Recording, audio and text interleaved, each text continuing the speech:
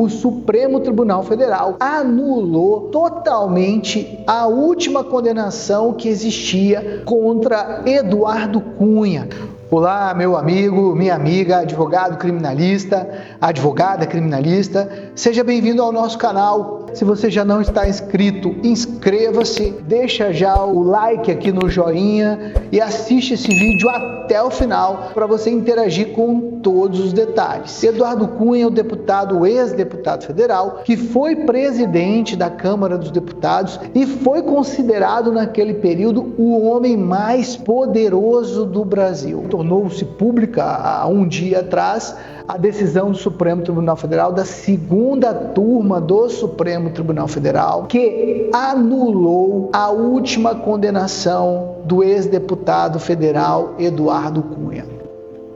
A anulação foi feita com base numa questão de competência para julgar o caso. De acordo com o Supremo Tribunal Federal, o STF, a Vara Federal de Curitiba não tinha competência para julgar Eduardo Cunha, porque um dos crimes que foi imputado a ele era um crime eleitoral. E a Justiça Eleitoral, ela exerce atração sobre os outros delitos, sobre as outras justiças. Essa é uma regra de fixação de competência que diz que as justiças, a competência da justiça especial, ela atrai. No mundo do estudo do CPP, nós chamamos isso de visatrativa, atração. Ela exerce atração sobre os crimes que são julgados pela Justiça Comum e até mesmo os crimes que são julgados pela Justiça Federal. A relatoria do caso,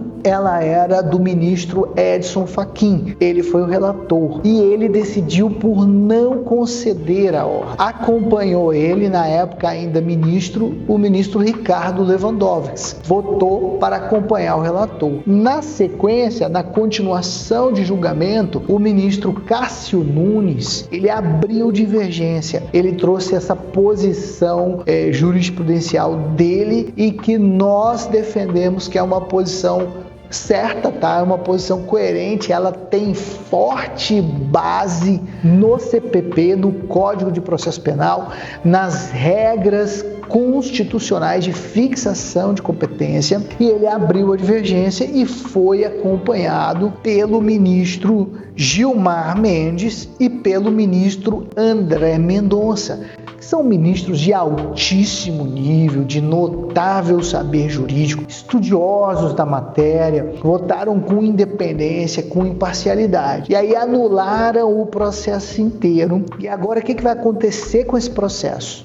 O processo ele vai sair da Vara Federal de Curitiba e vai ser remetido para o Tribunal Regional Eleitoral, para a Vara Eleitoral de Curitiba, que eu acredito, como Curitiba é uma cidade grande, acredito que talvez tenha até mais de um juízo eleitoral em Curitiba, para ser apreciado se aquelas provas serão aceitas como conteúdo probatório mínimo, se aquela denúncia será aceita. Os fatos narrados contra Eduardo Cunha tratam da intervenção dele. Ele teria usado o prestígio, do cargo político dele para intervir num acordo entre a Petrobras e a Samsung Heavy Industries na exploração de petróleo para a construção dos navios sonda. Ele teria recebido R$1 milhão para poder intervir ali. Essa foi a acusação contra ele. E aí você tem a acusação de Caixa 2. E é essa acusação de Caixa 2 no período eleitoral que atrai a competência para a Justiça Eleitoral. Eu sinto que aqui, inclusive, vai haver um questionamento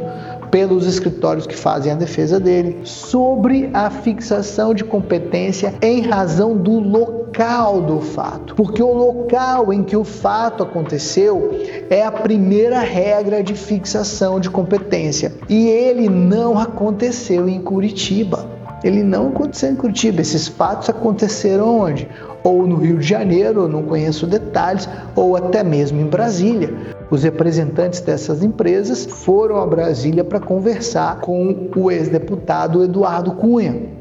Bom, grande vitória, isso aqui foi uma grande vitória dos escritórios que defendem ele, que é o escritório do professor Auri Lopes Júnior, uma sumidade, um grande professor de processo penal. Eu considero ele talvez o professor que está na vanguarda, está na frente de todos no processo penal brasileiro, do doutor Délio Lins e Silva, dos doutores Pedro Ivo e Tiziano Figueiredo. São os escritórios que atuam nas defesas do Eduardo Cunha. E agora, esse foi o último processo anulado. O Eduardo Cunha saiu da cadeia, ele está livre, pode tocar a sua vida normal e mais, ele não tem mais nenhuma restrição jurídica.